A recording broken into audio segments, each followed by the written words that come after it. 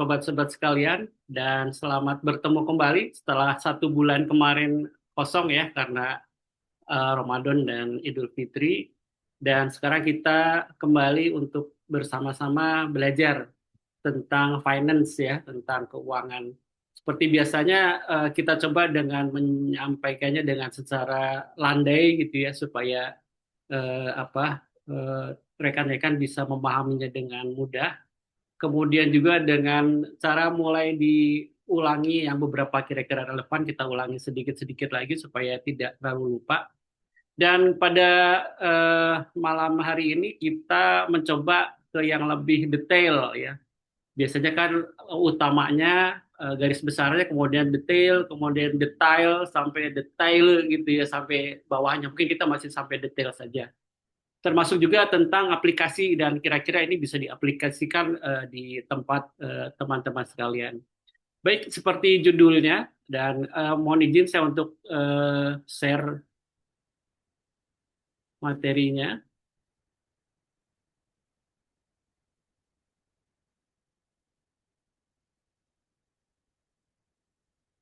Baik ya, jadi materinya adalah cash flow management, cash flow sehat dalam menghadapi krisis.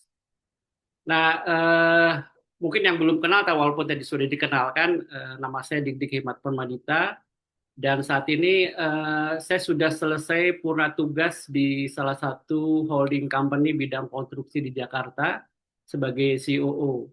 Dan sudah 2,5 tahun saya juga menjadi tutor di Universitas Terbuka yang membidangi keuangan dan bisnis. Baik, untuk malam hari ini kita coba materi yang mungkin sangat relevan sekali ya kalau kita lihat yang namanya krisis ya, apalagi buat perusahaan yang sampai saat ini masih ketidakpastiannya sangat tinggi, kemudian dengan akibat konflik di Timur Tengah yang tidak jelas, katanya BBM-nya akan naik tapi tidak naik, tapi harga-harga sudah naik gitu ya. Tentu saja bagi sebuah perusahaan itu akan menjadi bagian yang sangat rumit gitu ya untuk dihadapi. Tapi yang paling penting sebetulnya kalau dalam bisnis itu adalah cash flow. Kenapa demikian? Saya coba awali dengan ini. Jadi ternyata hasil survei dari salah satu apa business insider itu bahwa 82% small business itu gagal karena cash flow-nya gitu ya. Karena dia tidak manage cash flow-nya.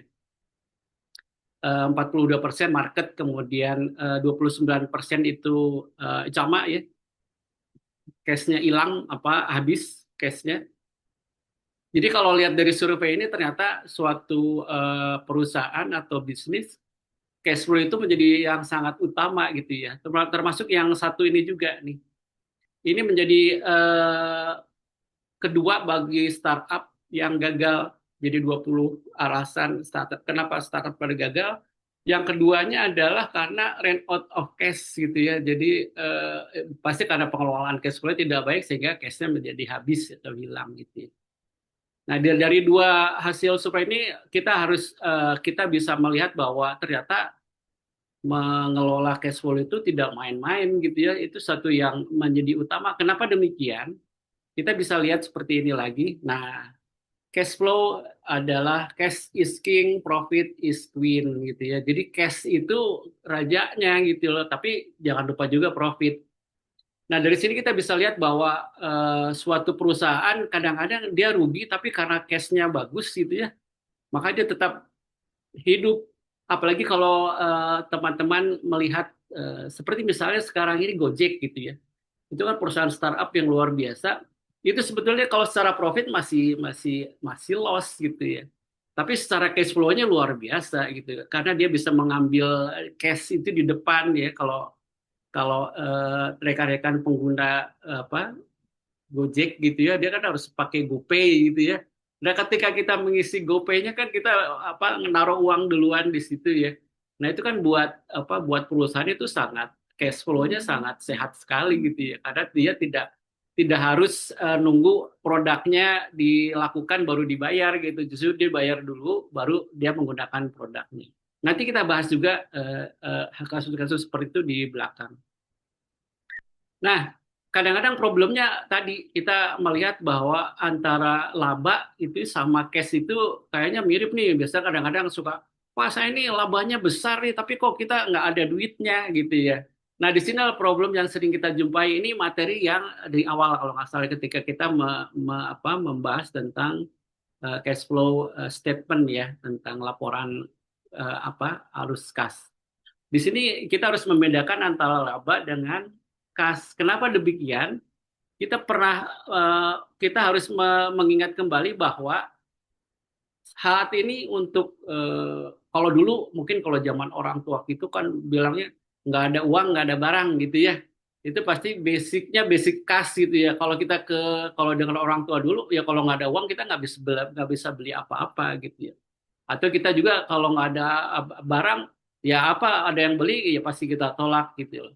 Nah, perkembangan ke sini kan sudah mulai berbeda gitu ya. Karena di basis akuntansi juga sudah kita bisa mencatat bahwa akuntansi itu dibagi dua, jadi berbasis kas dan berbasis accrual. Yang disebut kas itu yaitu ketika kita beli barang ya kayak di transaksinya langsung dengan uang cash gitu ya.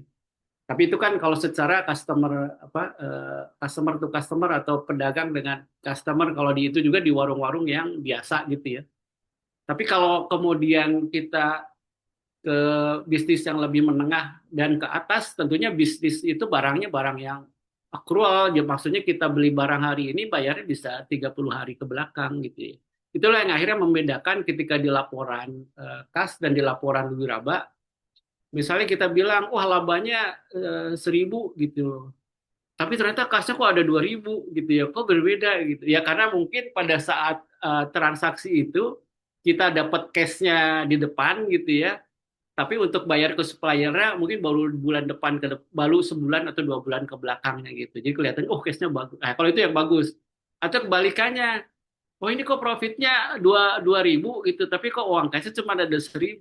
Nah ini berarti kita belum dapat pembayaran dari customer kita gitu loh. Tapi kita udah bayar ke supplier kita. Ini yang disebut pengakuan pencatatan pada laporan arus kas dan laporan rugi laba itu menjadi bisa berbeda karena bisa ketika itu adalah cash basis, maka pada waktu bersamaan ya tadi bilang kita bayar barangnya ada terus kita langsung bayar pada hari itu juga pada saat yang sama, atau yang tadi yang sering dilakukan pada saat ini bisa pada waktu yang berbeda. Bisa kita bayar duluan gitu ya. Ya seperti yang tadi kasus GoPay, kasus apalagi ya. Ya kalau kita pakai apa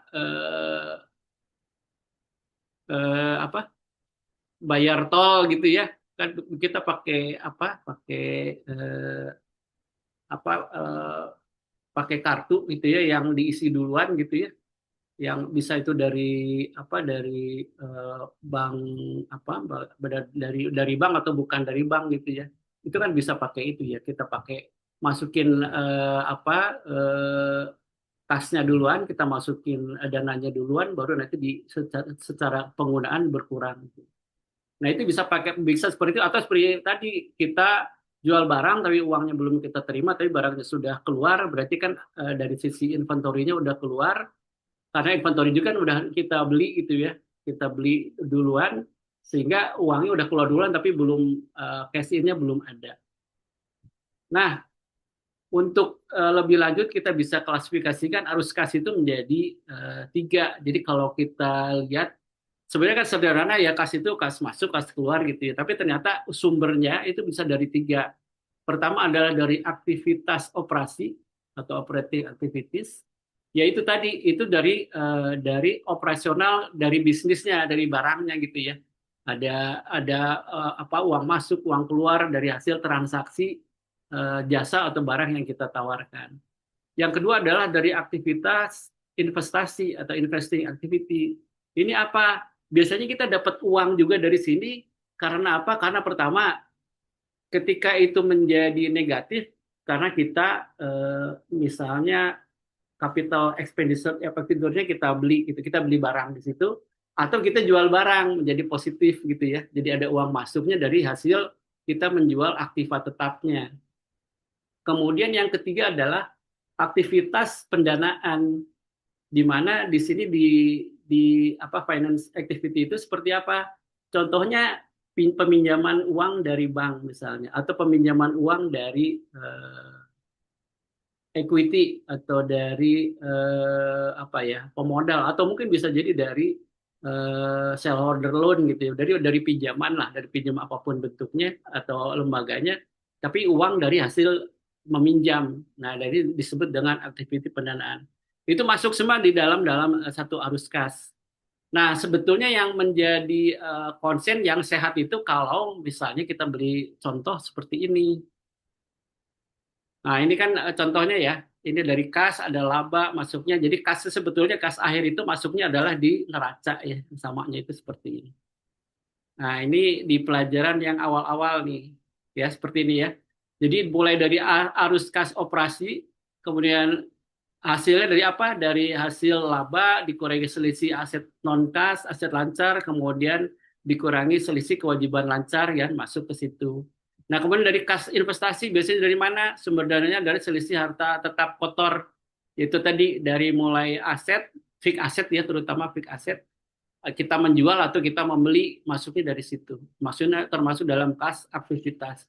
Dan yang terakhir adalah aktivitas pendanaan, yaitu dari kas dari selisih ekuitas atau selisih kewajiban jangka panjang. Dari sini selisihnya itu ya. Jadi kita pinjam ke bank atau kita menjual saham atau secara apa ekuitasnya kita kita tambahkan atau kita kurangi. Nah, ini contoh secara pembukuannya seperti ini di laporan keuangan biasanya. Jadi ada laba, di sini ada penyelesaiannya di laporan arus kas ya, di dalam laporan arus kas seperti ini. Jadi yang hijau ini adalah arus kas operasi. Jadi di sini ada piutang dagang, ada utang dagang gitu ya. Ada uang muka penjualan, ada pajak dibayar di muka gitu ya. Dan yang biru ini adalah aktivitas investasi. Jadi kenaikan aset tetap tadi kita membeli aset tetap atau menjual aset tetap. Kemudian aktivitas pendanaan ini dari yang merah. Yang merah ini adalah penurunan kredit investasi, misalnya dari sini adalah peminjaman barang, peminjaman uang dari bank. Dan terakhir di sini di arus kasnya adalah ketika selisihnya, kemudian ada kas awal itu dikurangi menjadi plus atau minus dalam kas akhirnya atau ending balance seperti apa. Nah, sebenarnya sederhana bagaimana kita cara mengelola cash flow. Tadi saya bilang bahwa cash is king, kemudian manajemen cash flow sangat penting. Kemudian profit di atas kertas tidak sama dengan cash flow ya, yang tadi sudah kita bahas. Sederhana cuma dua sebetulnya kalau lihat dari diagram ini ya. Jadi masuk itu harus di dalam pipa yang besar gitu ya. Keluarnya harus pipa yang kecil gitu ya. Jadi cash inflow-nya itu dari revenue atau sales itu pipanya harus gede. Kemudian yang kedua untuk cash outflow-nya itu untuk produksi dan segala macam harus kecil. Nah, kalau ini dilakukan pasti sehat cash flow-nya karena akan plus gitu ya. Selain besar dan keluarnya kecil, juga cepat sama lambatnya. Jadi semakin cepat itu semakin baik ya, semakin cash in-nya itu semakin lebih cepat daripada cash out-nya. Itu bisa dilihat dari mana? Bisa kita lihat dari di sini. Jadi bagaimana kita tujuan dari cash flow statement untuk apa sih sebetulnya? Jadi ini sangat penting ketika untuk pengambilan keputusan investasi dan pinjaman ya. Biasanya kita lihat dari sini. Jadi bagaimana perusahaan mendapatkan uang, kemudian bagaimana bisnis mendanai operasinya, kemudian apakah bisnis memiliki cukup uang untuk memenuhi kewajibannya, atau di mana perusahaan menghabiskan uangnya. Ini harus dibuat dulu tujuan cash flow statement itu tujuannya buat apa aja gitu kan. Saya kira ini salah satu yang harus diperhatikan. Nah, kita akan ambil contoh gitu ya kan, kalau bisnis life cycle itu kan ada startup, ada growth, ada maturity, ada decline gitu ya. Kita coba cek kasus seperti ini nih. Tadi kan sudah dibilang bahwa ada operating cash flow, ada investing cash flow, ada financing cash flow ya. Nah, kita coba ambil contoh misalnya operating cash flow-nya positif. Berarti kan ini bagus nih. Artinya operasi operating dari bisnisnya, dari jual belinya, jual jasa atau barangnya itu positif akhirnya. Nah, kemudian investing cash flow-nya menjadi negatif. Kenapa? Karena kita menginvestasikan, pasti di sini beli fixed asset ya, apakah beli alat produksi atau buka cabang gitu ya, atau beli kendaraan gitu. Pokoknya yang untuk menunjang peningkatan produksi. Nah, di sini juga bagaimana finansialnya ternyata masuk karena tidak cukup untuk menutupi investasi tadi, kita minjam uang dari luar gitu ya. Jadi finance cash flow-nya. Nah, kalau kita lihat bahwa di sininya plus, operatingnya plus, kemudian investingnya minus, kemudian financialnya adalah plus, kita bisa melihat bahwa ini adalah perusahaan yang growing, maksudnya sedang grow, sedang tumbuh. Kenapa? Karena secara bisnis dia sudah cash flow sudah bagus, tidak minus secara operasional. Kemudian dia akan mengembangkan bisnisnya ya, dengan membeli fixed asset atau buka cabang atau misalnya untuk mengembangkan bisnisnya ya. Makanya dia disebut dengan investing cash flow ini minus minus itu berarti dia keluar dari cash-nya kan. Nah, kemudian finance cash flow-nya kenapa menjadi positif? Karena masuk. Itu bisa jadi dari pinjaman. Nah, kalau kita melihat pola ini, jadi positif yang perusahaan yang memiliki positif cash flow, namun investnya cash flow-nya negatif, dapat dianggap sebagai growing company karena berkembang dengan membeli lebih banyak aset. Kemudian kurangannya tunai bisa ditutup oleh hutang, makanya dia disebut finance pakai finance cash flow-nya. Jadi untuk kredit investasi. Nah, kita ambil kasus berikutnya. Nah, ini kalau kita lihat di sini operating cash flow-nya negatif, investing cash flow-nya negatif, finance cash flow-nya positif ya. Nah, kondisinya tidak ada penjualan ya karena masih startup nih. Pasti ini perusahaan startup. Karena belum ada penjualan atau penjualannya masih kecil dengan investasinya tinggi ya. Dia masih terus beli barang segala macam, tapi bisnisnya atau penjualannya masih kecil. Jadi kurangnya uang tunai tercakup dari hutang kan, jadi plus dia hutang untuk menutupi baik operasional maupun investasinya. Jika poli terjadi pada perusahaan yang sudah besar, berarti model bisnis perusahaan makin sudah tidak baik lagi untuk dilanjutkan.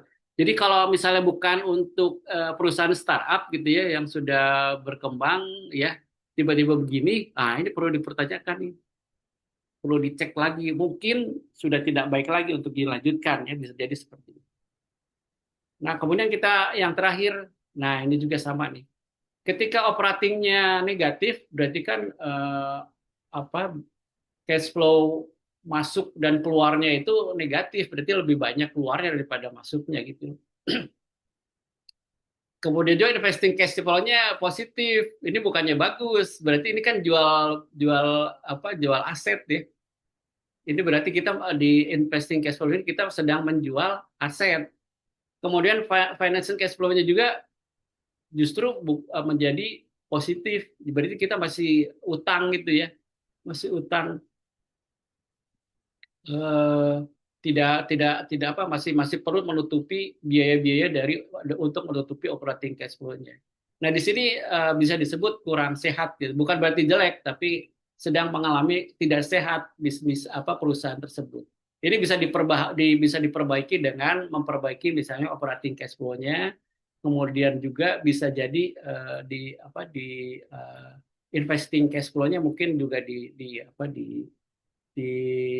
tidak harus menjual aset gitu ya. Seperti tadi membaliknya kepada ke growth lagi. Jadi ini beberapa kasus yang bisa kita pelajari dan untuk kita bisa melihat sebuah laporan cash flow, kita bisa melihat nanti di ujung kita coba latihan. Sebetulnya perusahaan ini sedang dalam posisi apa gitu. Nanti dari situ bisa kita melihat lebih dalam lagi. Nah, sekarang kita coba nih mungkin dengan teman-teman dengan kasus seperti ini nih. Ada nomor 1, 2, 3, 4. Kira-kira menurut teman-teman sekalian, yang bisa atau yang paling kita hindari itu yang mana? Ya. Coba kita kasih waktu itu ya. Kira-kira yang bisa dihindar, yang bisa kita hindari itu yang mana nih? Silahkan di apa di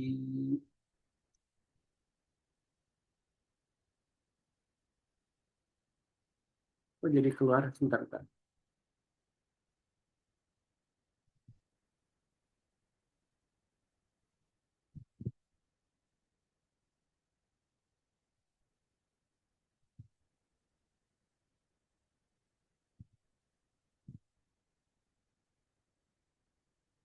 Nah, saya kok nggak bisa ke ini ya?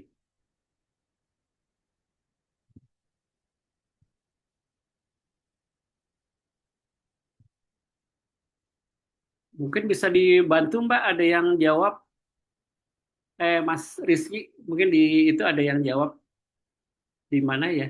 Saya kok nggak bisa itu ya?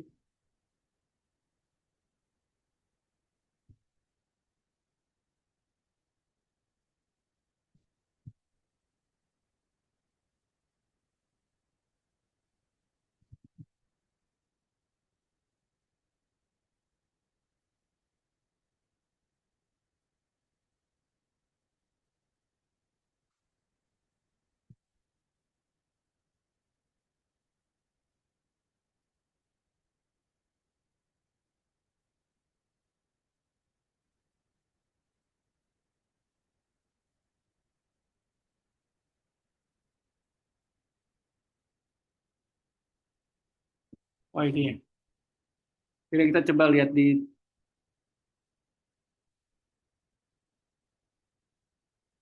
tiga. Oh ya, ada nomor 4, ada nomor 3. Coba ada siapa lagi? Nomor 4, nomor 3, nomor 3, nomor 4.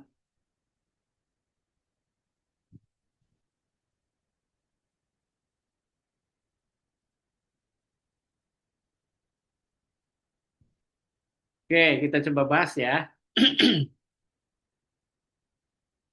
Kita coba bahas. Nah, kalau kita tadi kan udah ada polanya ya, yang operatingnya plus minus berarti eh, dia belum tumbuh ya, maksudnya kemudian investingnya plus berarti kan dia apa menjual aset ya, financial plus berarti dia dapat pinjaman. Nah ini yang tadi kan, yang ininya minus, ininya plus, plus berarti unhealthy company ya, karena operatingnya minus. Sementara investasinya dia jual jual apa dia dia menjual aset untuk menutupi operating dan dia pinjam tadi kan pinjam untuk menutupi operatingnya juga yang belum belum yang terlalu besar mungkin ya. Nah kemudian yang tadi yang nomor 2 tadi itu startup company ya, startup company itu ketika operatingnya masih minus, investasi masih minus, tapi masih ada yang meminjamkan untuk menutupi tadi ya, menutupi apa investing sama operatingnya. Itu biasanya tadi dibahas di awal kan itu sebagai startup company, dia baru mulai. Karena belum dari operatingnya kan masih penjualannya masih kecil segala macamnya.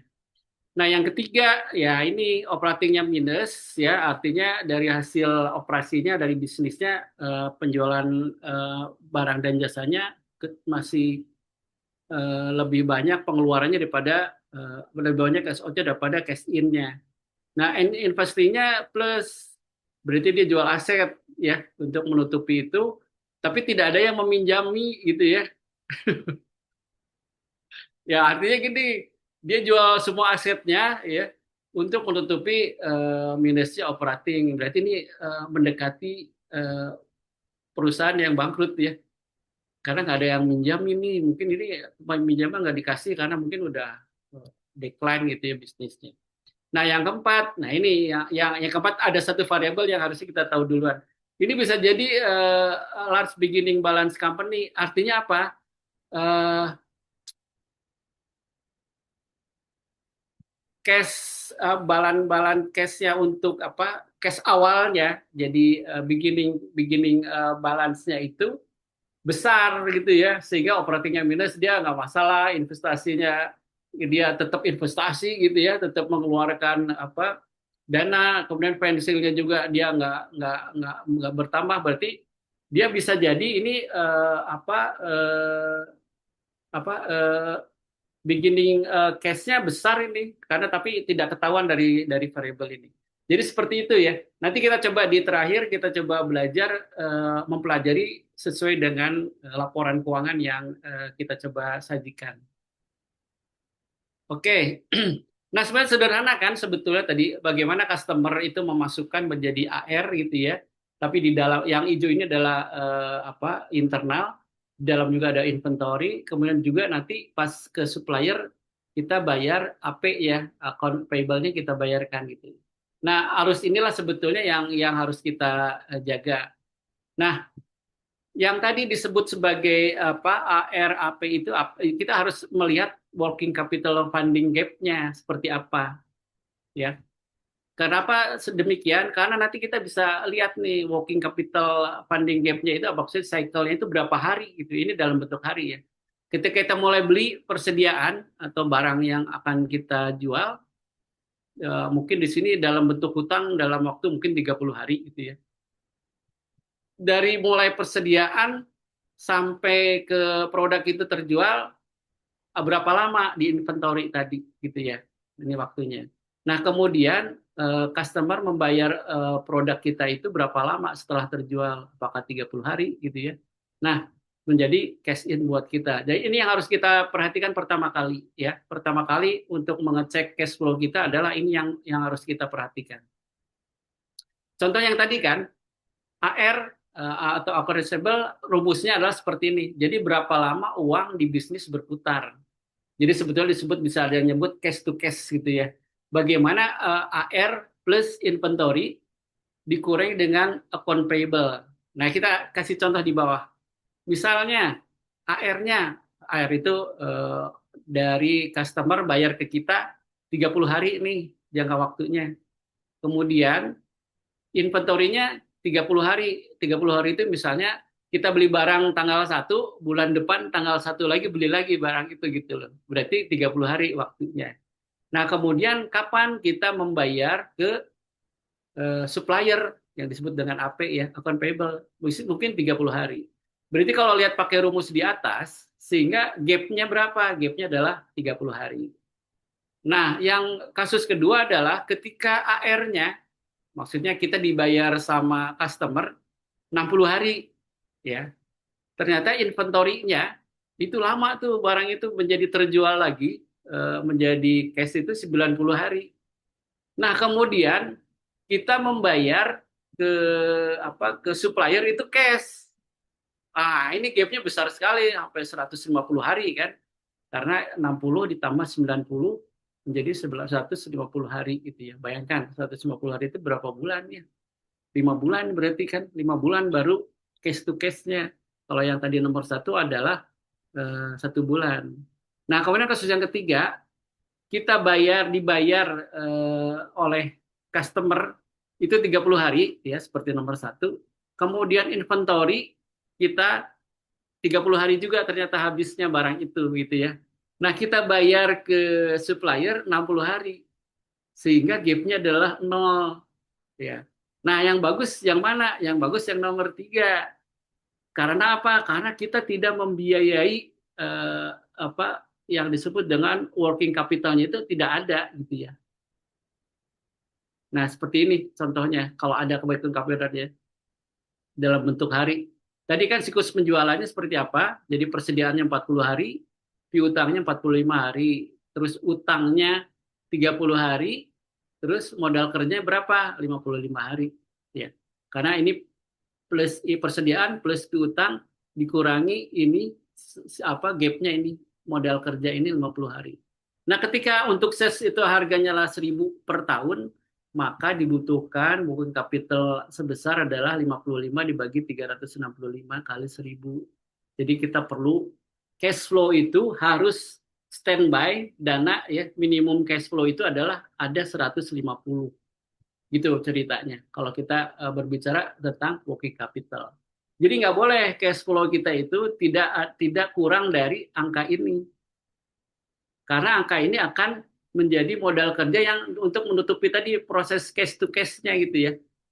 Ya, case to case itu harus, karena kan harus tetap berjalan nih, persediaan plus piutang gitu ya. Dikurangi utang gitu misalnya. Nah, ini modal kerjanya ini harus 55 hari. Nah, angka inilah yang harus kita siapkan di arus kas kita, rencana di cash flow planning kita harus dimasukkan angka ini sebagai modal kerja.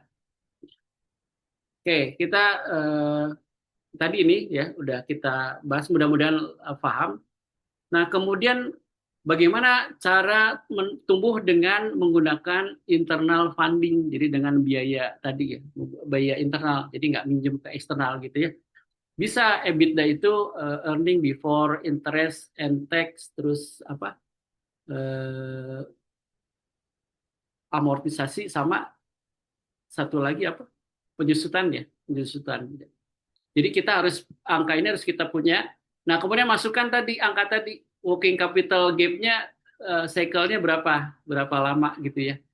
Kemudian kita harus lihat free cash flow kita besar atau enggak gitu ya. Harus besar. Kalau enggak nanti nggak bisa menutup tadi ya. Kemudian kita bikin capex planning-nya, capital expenditure-nya. Misalnya kita ingin beli apa, aset tetap seperti apa, perencanaan ini harus juga pakai uang apa nih planningnya. Bisa jadi kan kita menggunakan beli barang, misalnya barang produksi buat alat produksi itu dengan cara tadi membayar ke supplier barangnya itu menjadi lebih lama tadi kan, menjadi nol tadi kan, pakai cara tadi. Nah, kemudian, nah ini yang paling penting, laba ditahan. Jadi laba ditahan di sini dimaksudkan adalah, biasanya kalau laba itu kan kalau perusahaan itu ada yang ditahan atau dibagi dividennya.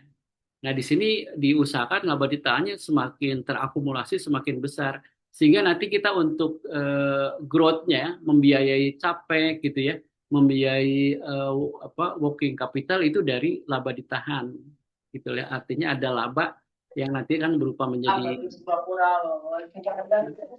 kas, itu menjadi kas. Saya pikir nomor 4. Ya, hari kita marah.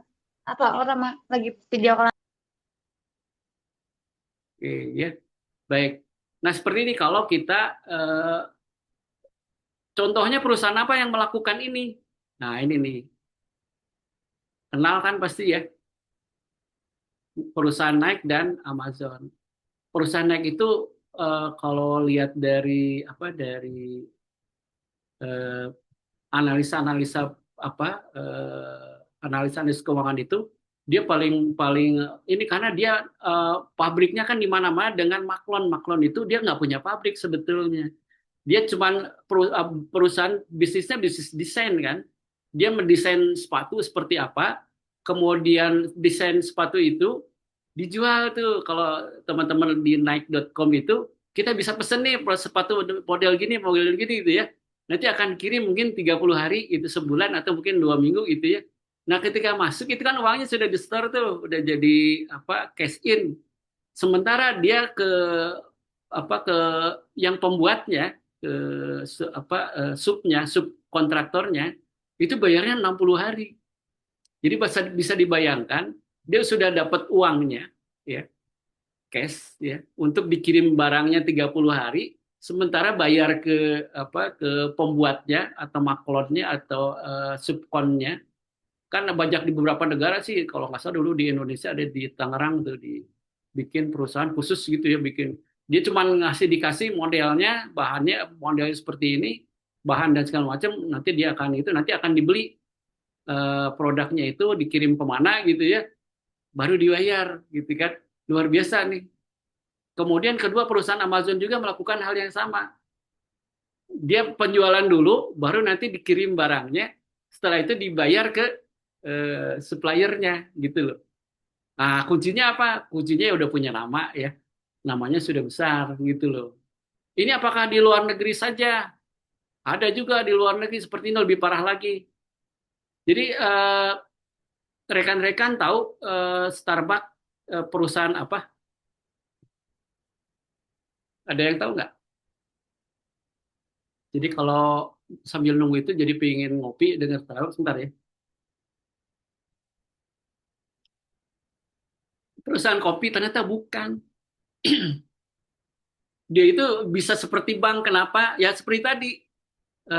Mungkin nanti ada di Indonesia aja juga ya. Jadi dia punya kartu Starbucks ini yang melakukan adalah di Amerika sampai di Kanada. Jadi saldo dari Starbucks-nya itu dari kartunya, jadi isi dari apa dari kartu Starbucks itu saldonya ya kalau dikumpulkan Kanada sampai Amerika itu hampir sama dengan APBN Indonesia katanya sebesar itu. Saking besarnya gitu. Dan itu luar biasa. Bagaimana? Kenapa luar biasa? Itu kan tanpa bunga gitu ya. Kita nggak perlu ngembaliin gitu ya. Kalaupun kartunya hilang ya udah hilang juga gitu ya. Apa uangnya gitu ya. Dan itu bisa kapan lagi kan tergantung dia pakai kapan ngopinya kan. Tapi kan uangnya udah diisi gitu ya. Nah seperti di Indonesia sekarang modelnya udah seperti itu semua ya. Gojek, GoPay kan harus pakai GoPay. Ya, GoPay kan harus diisi dulu, termasuk ShopeePay sama juga. Tokopedia juga sama, kita bayar dulu kan, baru nanti kirim barangnya. Kopi kenangan juga ada kartu sama kopi ya nanti di. Nah, inilah yang disebut tadi dia cash-nya lebih penting cash-nya. Tapi rekan-rekan tahu nggak Gojek minus masih tidak profit ya, masih rugi ini. Tapi kalau lihat dari cash-nya itu surplus gitu. Makanya perusahaan-perusahaan seperti Shopee juga itu masih minus itu makanya banyak Tokopedia juga sama masih minus secara profit ya udah tidak profit gitu mas artinya dia rugi gitu loh perusahaan secara laporan keuangan laba rugi dia rugi tapi secara cash flow dia surplus surplus itu yang tadi di bawahnya itu uang uang cash N-nya itu kas akhirnya itu sangat besar sekali gitu ya. Kita bisa lihat sama dua dengan itu. Jadi sekarang udah menjadi tren nih kan, pakai kartu apa, pakai e-money kan, bayar tol pakai e-money gitu ya. Padahal kan kita masukin uang dulu di situ, bisa jadi pakainya bisa seminggu kemudian, bisa 2 hari lagi gitu ya.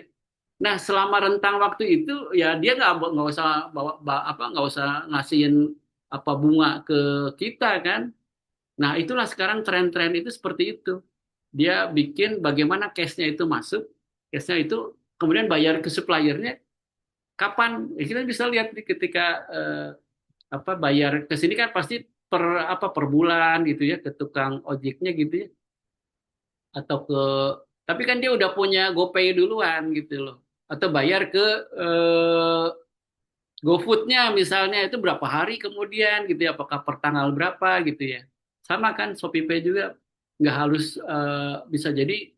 Nah, semakin besar perusahaan itu dia akan semakin bisa mengaturnya lebih lama pembayarannya. Karena tadi pasarnya ada di situ gitu loh. Kopi kenangan juga sama seperti itu ya. Dia punya kartunya, nanti kita kapan mau pakai ya baru itu berkuranglah saldonya gitu ya. Nah, itulah yang disebut sebagai betapa cash flow itu luar biasa dikasih apa dikejar untuk menutupi walaupun perusahaan itu mungkin masih rugi gitu ya. Kalau misalnya kasus yang Gojek ini sebetulnya dia lebih banyak masuknya bukan dari operasional kan masih rugi dari operasionalnya, tapi dari cash eh, investingnya, dari investasinya banyak kan ada yang masukin dana berapa triliun gitu ya masuk ke situ apalagi nanti ada beberapa contoh untuk eksternal itu seperti apa gitu itu ya contoh-contohnya ya.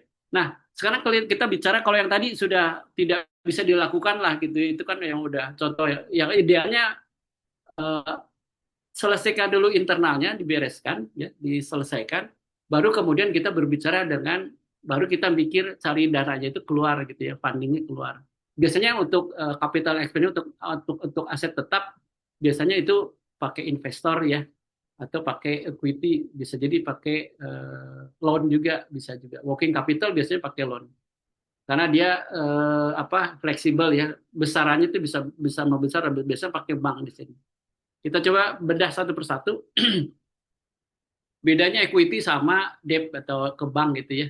Ya tadi ya. Jadi secara ini lebih berkurang risiko utangnya. Artinya kalau rugi ya kita nggak perlu bayar. Equity-nya itu berarti kan bagian apa saham kita kan, termasuk saham itu kan pemilik dia yang memiliki dia. Jadi termasuk juga untuk kalau yang debt itu gimana? Jadi kalau ini kepemilikannya seperti apa? Interest dan tax deductible bisa di sini. No future obligation period to term rate. Jadi kalau yang di sini ya enaknya itu kepemilikannya tidak berubah gitu ya. Tetap milik kita perusahaannya. Kalau yang di equity perusahaannya bisa berbagi. Kalau misalnya kita tadinya punya 100% jadi tinggal 80%. Termasuk juga yang tidak untungnya apa ruginya apa. Nah ini yang rugi adalah karena kita berbagi tentang pengambilan keputusannya karena dia pemegang saham ya. Kemudian yang ini adalah kerugiannya adalah harus bayar walaupun perusahaannya rugi gitu ya tetap dia nggak melihat itu karena kalau tiap bulannya harus bayar berapa tetap harus bayar walaupun mungkin secara cash flow-nya juga kita berat gitu ya. Tapi disitulah kerugian antara equity sama debt atau utang. Nah, ada juga yang disebut convertible debt. Nah, di sini biasanya antara itu ya, antaranya. Biasanya di sini kalau convertible itu biasanya dia menjurus ke yang perusahaan-perusahaan seperti apa startup gitu ya. Biasanya dia ke sini dulu karena kan memang risikonya besar ya, terlalu besar sebelum menjadi kalau ketika bagus dia menjadi equity. Itu ya. Jadi seperti apa? Bisa startup perusahaan startup dari mana aja? Bisa dari pertama kalau baru ya dari teman sama keluarga gitu ya. Kita cari teman yang investasi karena mereka percaya gitu ya. Dari kalau biasanya kalau kalau misalnya dari perusahaan baru mulai gitu ya dari orang tua lah gitu ya. Atau dari teman lah yang kita percaya dia percaya ke kita gitu ya. Terutama harus percaya ke kita. Kalau dia nggak percaya pasti nggak dikasih. Kedua angel investor kalau startup itu yaitu biasanya banyak nih investasi yang berdasarkan kalau secara bank pasti nggak akan ngasih uang baru mulai gitu ya. Tapi dia melihat secara startup itu ini mungkin prospeknya bagus nih, tapi kan resikonya gede gitu. Jadi investasi berdasarkan peluang bisnis. Itu hampir mirip dengan modal ventura. Kalau modal ventura itu biasanya ada manajemen juga yang dia masukkan ke perusahaan kita. Nah, sama gitu ya. Sekarang itu ada katanya apa ya namanya merah putih apa gitu ya. Jadi ada uang pemerintah yang khusus BUMN itu mengeluarkan untuk startup gitu. Bukan startup kalau ini justru yang growth gitu ya. Yang udah jelas bisnisnya, tapi dia ingin mengembangkan gitu loh.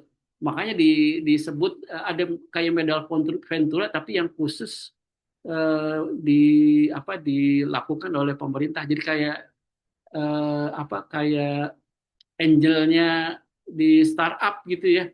Tapi ini pemerintah gitu. Tapi pakai dana dari kompetisi rencana bisnis. Misalnya perusahaan A, B, C punya rencana bisnis nih mau dikembangkan, maka diberilah grant gitu ya. Karena dari kompetisi tadi.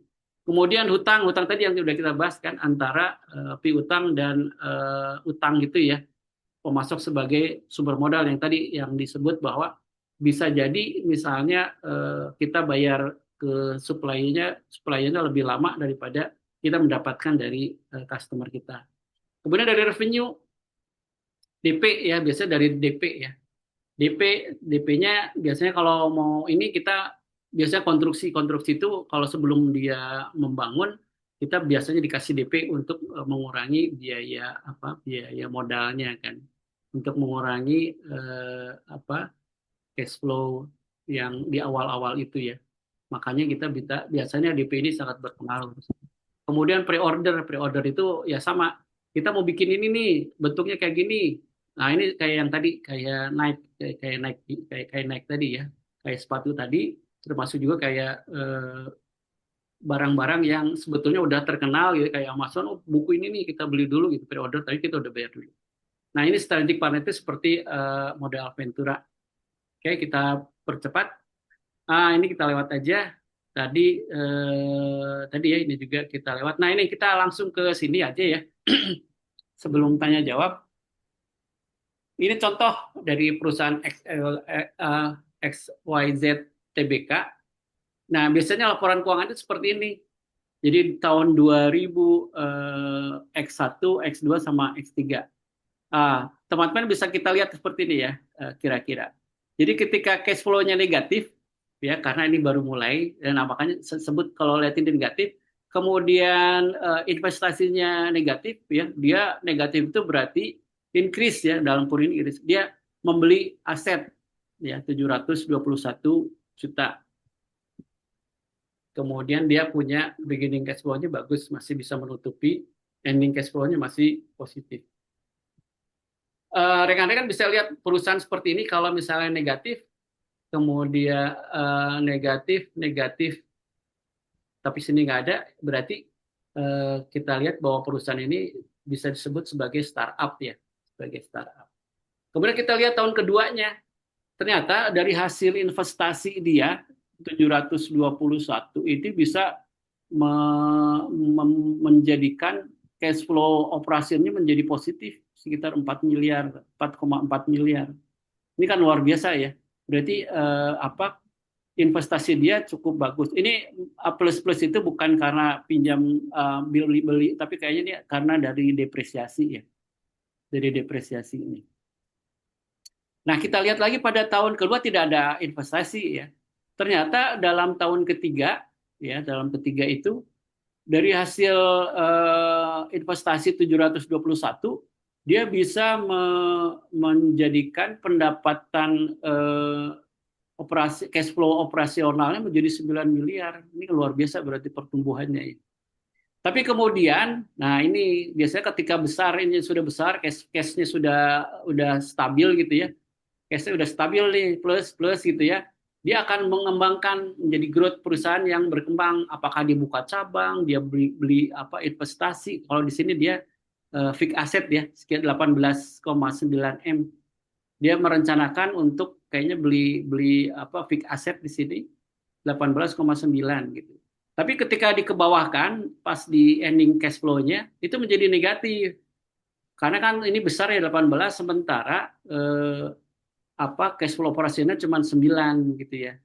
Nah, pertanyaannya kira-kira dia akan loan ke mana atau dia equity pilihannya tadi kan ada equity atau dia loan. Oke, silahkan. Kira-kira akan loan atau equity yang akan dia lakukan. Dia akan jual sahamnya gitu ya ke luar untuk dapat modal atau dia melakukan peminjaman baik itu ke bank atau ke mana. Silakan coba kita cek pilihannya seperti apa.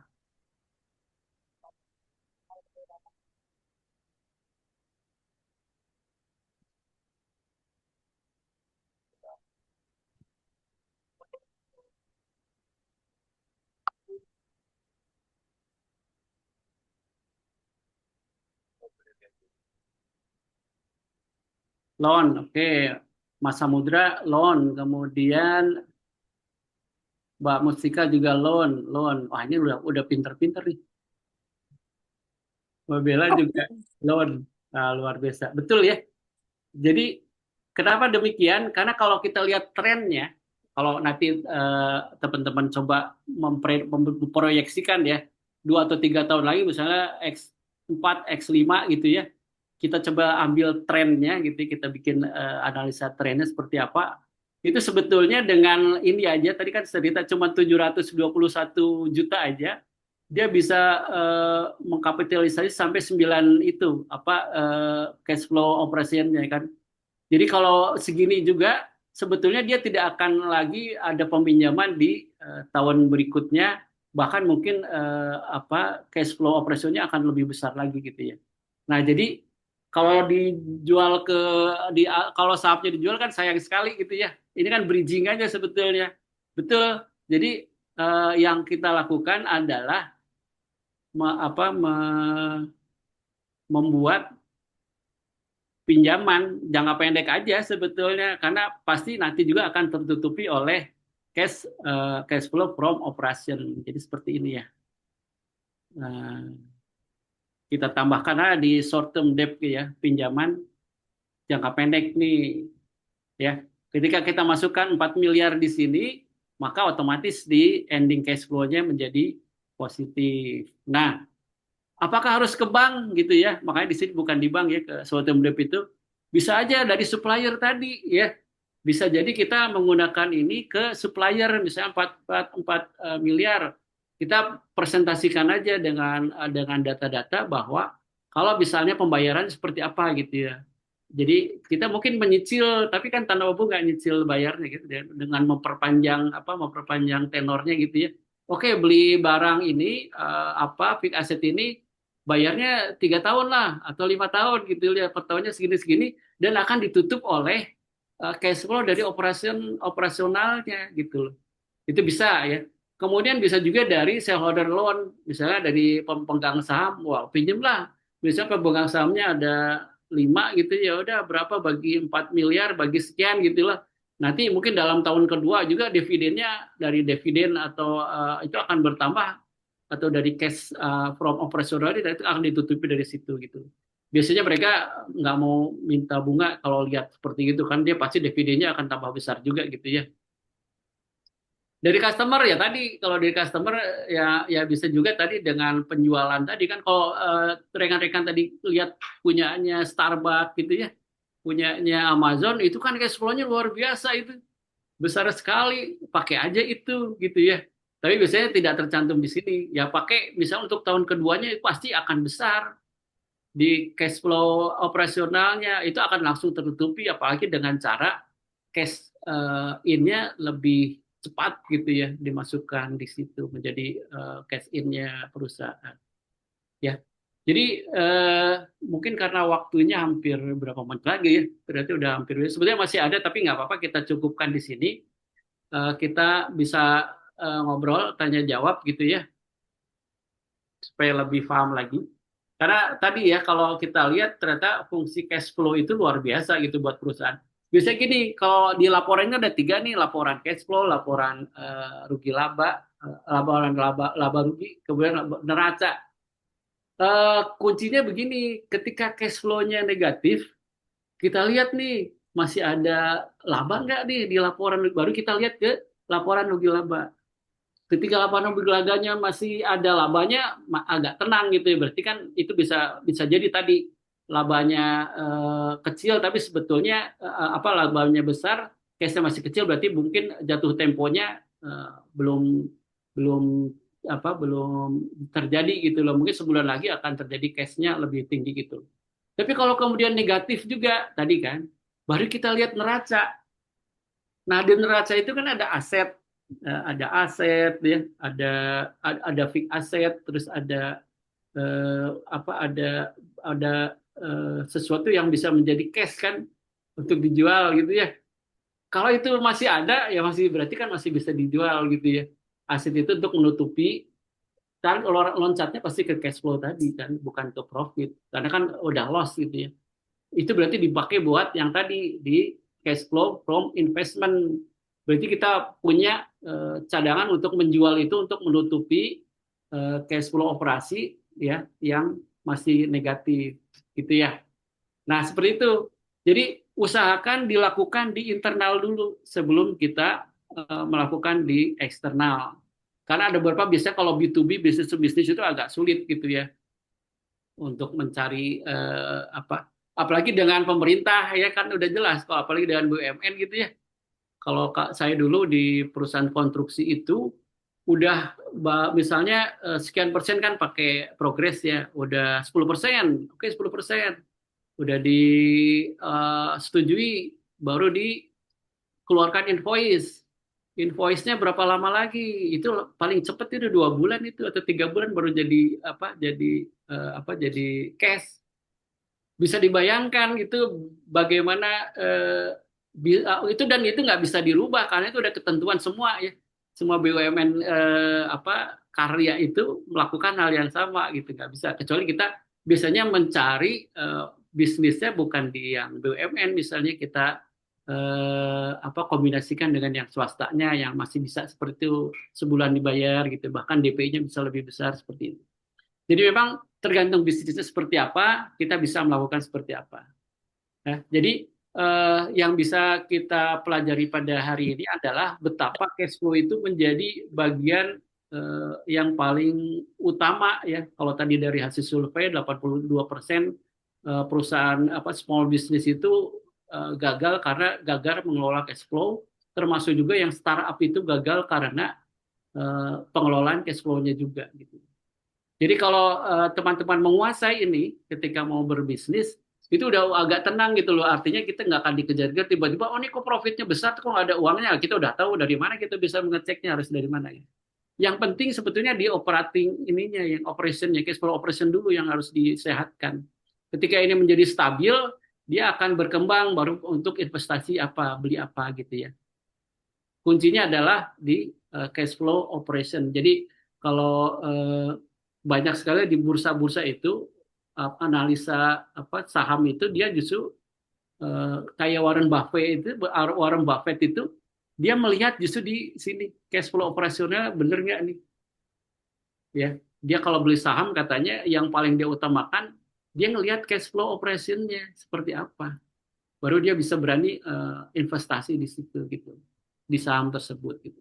Nah ini pelajaran buat kita betapa cash flow itu luar biasa dan mudah-mudahan ini menjadi bagian dari apa pengetahuan rekan-rekan yang menambah pengetahuannya dan menjadikan terutama kalau yang mau berbisnis itu ya itu menjadi pegangan yang cukup apa yang bisa dijadikan sebagai dasar pengambilan keputusannya.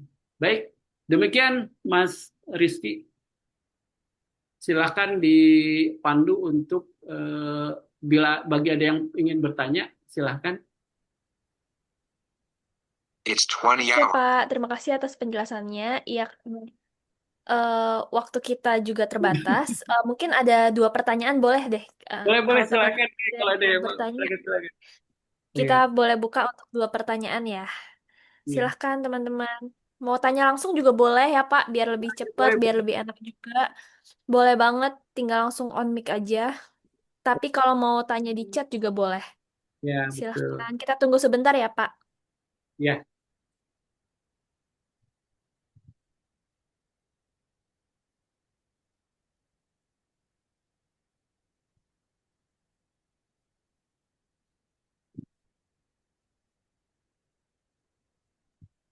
Yang mau bertanya masih kita tunggu ya sebentar lagi.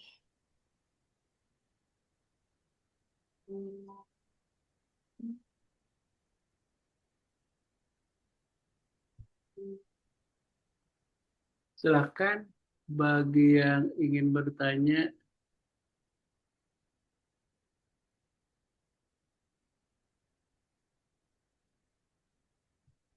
Atau pusing ya.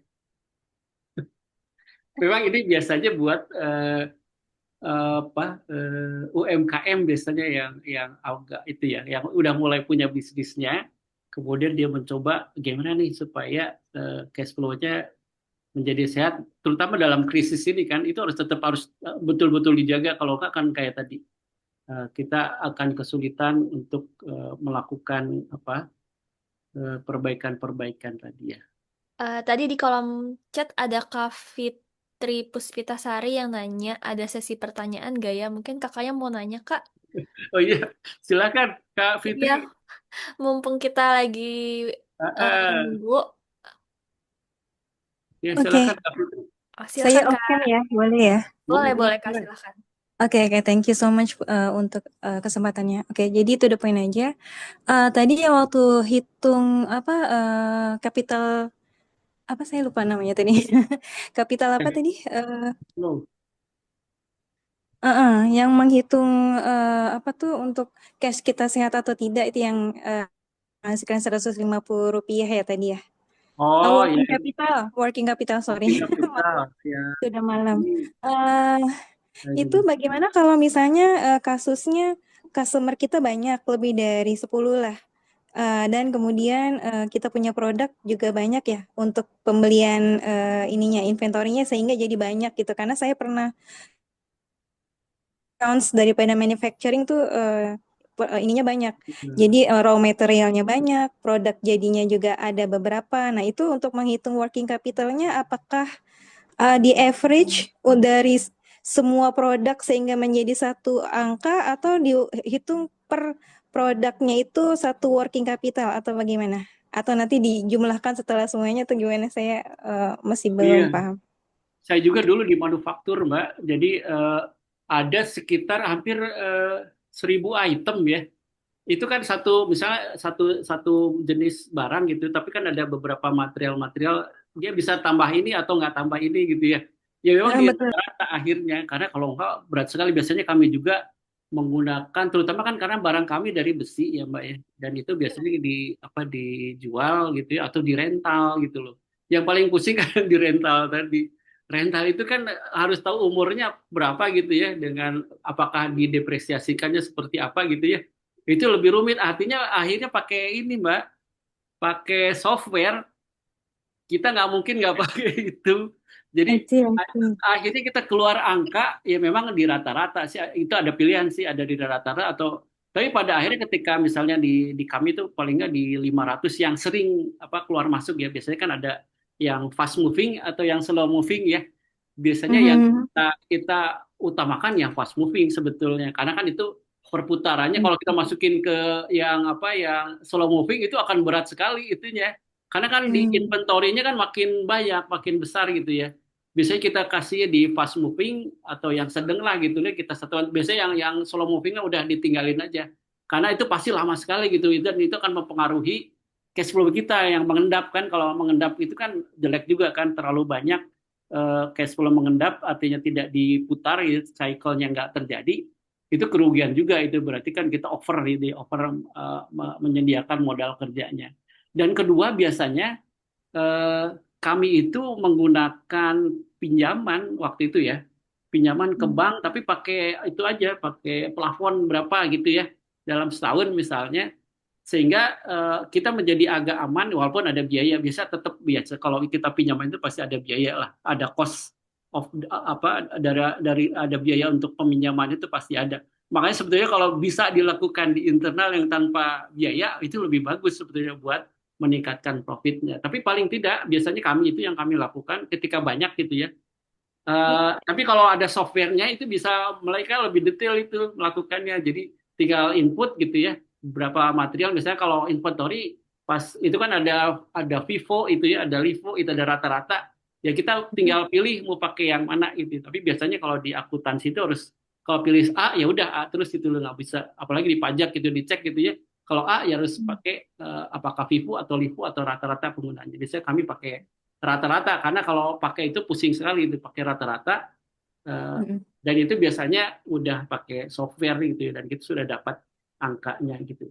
Kalau ini kan sebetulnya mencoba membedah gitu, ambil logikanya seperti ini, tapi pada pelaksanaannya sebetulnya tidak sesederhana ini, betul kata Mbak, apalagi manufaktur gitu, apalagi barangnya yang masuk barang material good menjadi barang setengah jadi, menjadi barang jadi gitu ya, baru ditaruh di inventory. Wah, itu luar biasa. Saya pernah mengalami itu selama berapa tahun, ya hampir 10 tahun, ya itu luar biasa. Nggak pernah ketemu angka-angkanya itu, Mbak. Ketika misalnya kita cek di lapangan, terus kita coba pakai data itu pasti ada selalu adjust gitu ya.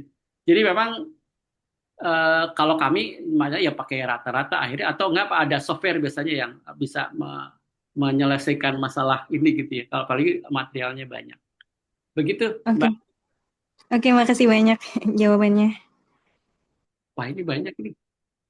Stabilitas dan orang yang bisa dia percaya. Mungkin satu lagi ya, Pak. Boleh. Satu lagi. Apa yang sekolah bisa lakukan untuk Akira? Untuk sertifikat sebentar saya betulkan dulu ya, teman-teman ya. Oh, jadi bagian Mbak ini. Iya, Pak. Mungkin yang mau bertanya satu lagi boleh? Boleh. Iya, link sertifikatnya sebentar ya, teman-teman. Setelah ini nanti saya benerin. Oke. Ya, mungkin kalau nggak ada, mungkin yang tadi kita ambil kesimpulan juga. Memang yang kita bahas pada hari ini kebanyakan memang pemahaman sama logikanya, ya. Logikanya seperti ini, tapi pada realnya, makanya saya coba beberapa pakai real laporan keuangan yang sudah ditampilkan gitu ya. Apalagi bulan-bulan ini kan banyak nih yang sedang RUPS nih. Itu biasanya kita mudah ngambil, kita coba analisa gitu ya, seperti apa gitu ya. Sebenarnya prinsipnya kayak tadi, kalau di cash flow itu ada cash flow operasional, ada cash flow investasi, ada cash flow financial gitu ya. Jadi 3 itu harus kita coba. Dan yang paling diutamakan adalah cash flow operasional. Ketika itu sudah bagus, baru kita bisa melihat kalau ingin berkembang, ya pakai cash flow investasi. Itu dari mana? Bisa dari pinjaman gitu, atau dari tadi internal dulu bisa menggunakan laba ditahan untuk menggunakan investasi tadi. Seperti itu, Mbak.